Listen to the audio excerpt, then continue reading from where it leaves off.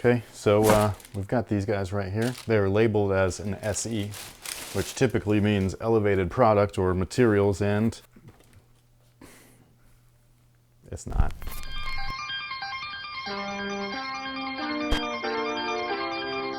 Hey, what's going on, guys? My name's Chris. Welcome back to the official WearTesters.com YouTube channel. Today we got a detailed look and review on the Air Jordan 5 Retro SE, known as the Sail. Very clever name. Now, before we deep dive into these guys, I did want to give a big thank you and shout out to everybody that watches and supports the channel. Our numbers for subscriptions have gone way up ever since we did the call out like this. So if you haven't subscribed, please do so. It is greatly appreciated, and it's really helping out with everything. Like, I can't even tell you, those numbers on the back end are going crazy. On top of that, if you can continue to leave a comment as well as hit the like button, that stuff really triggers the algorithm to push our videos to other viewers or potential viewers that may like this same kind of content. Also, stay tuned for the question of the day. They are user submitted, so if you have a potential question of the day, leave it down below and we may just pick it. With that being said, this is the box. It's the more modern or more recent Air Jordan 5 box. It's the Flight Club labeled box. Why are these part of the Flight Club? Not exactly sure, but it's cool to see it nonetheless. You got the splatter print all over the place, and then when you open it up, not only do you have splatter print paper, but these particular shoes are separated by a little like divider and stuff like this, very similar to the Mellow line from Puma. So yeah, that's just something that I thought was interesting, so I figured I'd let you guys know. So for all of you guys that are lovers of the Sail color, this one's for you. I know that a lot of you guys are sick of this,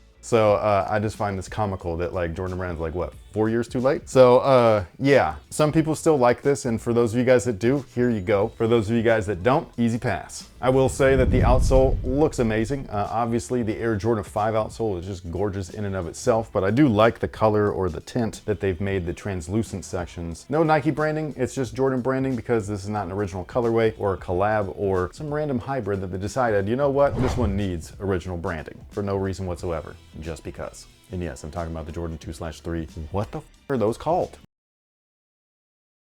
Now, moving on up to the midsole, we do have a polyurethane midsole with an encapsulated 4-foot air sole unit. There's obviously a visible one in the heel, which you can obviously see. The best part about the shoe is actually the little teeth right here that's on the midsole. This is inspired by a World War II fighter plane where they had the dynamic teeth on there, the aggressive look, and Tinker took inspiration from that, carried it on to the model itself, and now we have a little bit of splatter on there, and again, I think it looks great. The materials are the part where I find these to be very disappointing for an SE release. What we have here, and this is per the description on sneakers, it says the AJ5 returns with its instantly recognizable style for a clean aesthetic. This version pairs smooth sail leather with coconut milk.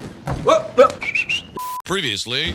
It is vivid sulfur on sneakers, but on here it says white coconut milk. It's probably the new Sail. Maybe. But either way, they called the Sail upper leather, and while there are traces of leather in this upper, this is garbage leather, dude. Like this is what I was talking about in that Michael Chang video, where it's like, oh, they're using like Jordan brand leather. That's this. This is not good. On top of that, it's not even supposed to be mimicking leather. They're mimicking nubuck here, because it's that crappy particle board leather covered, instead of polyurethane, it's covered with synthetic nubuck. It's got a good look to it, but like, it's just cheap. Outside of all that though, everything that you'd expect on an Air Jordan 5 is here. They do have the plastic eyelets. There is the plastic netting. There is a lace lock on here, as well as Jumpman branding on the heel. The one thing that they definitely changed between this and any other Air Jordan 5 or any other regular Air Jordan 5, I will say, is the tongue area. This part is the part that I'm just kind of like wondering, like, why did you do this? And on top of that, I don't dislike it. I think that it looks good. I don't know what material it is. It feels like kind of like really soft canvas, maybe a jacquard. Feels similar to the craft versions of the Air Jordan 5, but not quite the same. Now, as far as sizing is concerned, they do fit true to size despite that boxy toe box. So whatever size you typically wear, that is what I would go with. They will be available on release day at most Jordan brand retailers. And if you happen to be in the Sacramento area, they will be available over at Phenom. They're located in the Doco Shopping Center, which is right across from Macy's, and that's right in the Golden One area where the Kings play. They also have a website, so we'll leave a link down below in the description box just in case you're not from here. And with that being said, what is today's question of the day? Today's question of the day is a repeater. This guy's come in every video and left this question. So I hope you're ready. It better be good. Would you rather not know the difference between a biscuit and a baby, or change sex every time you sneeze? I think I do remember watching or reading that and thinking like, that would be f***ed up if you're walking around carrying a newborn and somebody tries to bite that. like as a biscuit. But then it'd also be awkward if you sneeze, and because like if that's involuntary, that would suck. The only thing I think that would save me is that I never just sneeze once, so I would just be like bamfing over and over and over again. Yeah, right then and there, you're gonna make me want to lean towards the biscuit. Because she doesn't sneeze, okay? She sneezes like 35 times, and I'm not over exaggerating. I wish that I was. So I don't even know what you would be by the time you're done. I wouldn't even know if you'd know what you'd be. And on top of that, are we talking about like full-on visuals or just below the belt? I don't know. You know what I'm saying? Like, am I gonna like sneeze and then all of a sudden I got long hair and I just look hideous with a beard? Or am I gonna sneeze and it's just gonna be stuff that you can't even see? I don't look good as a girl, but I also don't want to eat babies. So I'm gonna pick that one. I'm gonna save the children. What would you choose? I think I would take the sneezing. I think that sometimes you confuse babies for biscuits because like you try to eat their toes and all kinds of shit. You know what I mean? They're just so cute. Nah, that's weird. You're like, oh, they smell so good. I'm like, do. whoa, They're so fresh. Like a fresh baked biscuit? That's got to be where the question was leaning towards. And I really love bread, so it would just be a dangerous world out there. I can't risk it. For the biscuit? So we're going with option B. I don't even know if you guys are going to answer this question, but feel free down below in the comment section. How the was that worded? You would mistake a baby for a biscuit. Would you rather not know the difference between a biscuit and a baby? You know how there's those people where they don't see faces? What? They don't see faces. And so... Where did you hear this? It's a thing. Brad Pitt has it. Bullshit.